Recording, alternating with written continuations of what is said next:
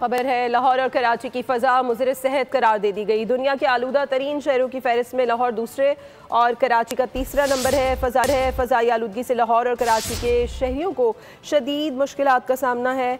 मरियम हसन से मज़ीद तफसीलात हासिल करेंगे। मरियम बताइएगा।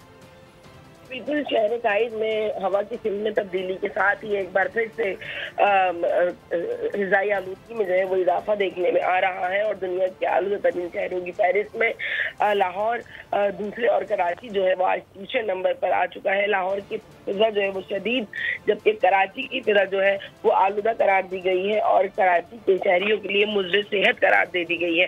लाहौर की फिजा में आलूदा ज़र्रात की मिकदार 273, जबकि कराची की फिजा में आलूदा ज़र्रात की मिकदार 195 पार्टिकुलेट मीटर जो है वो रिकॉर्ड की गई है। याद रहे कि एयर क्वालिटी इंडेक्स के मुताबिक 150 का 200 पार्टिकुलेट मीटर आलूदगी, जबकि 200 से 300 शदीद आलूदगी को जो है वो जाहिर करता है। और इस किस्म की सिचुएशन में जो है शहर काइद समेत मुख्तलिफ शहरों में बीमारियां और खुसूसी तौर पर वायरल डिजीज जो है वो तेजी से सरायत करती हुई नजर आती हैं। यही वजह है कि शहर काइद में हर दूसरा शख्स जो है वो आजकल बीमार नजर आ रहा है।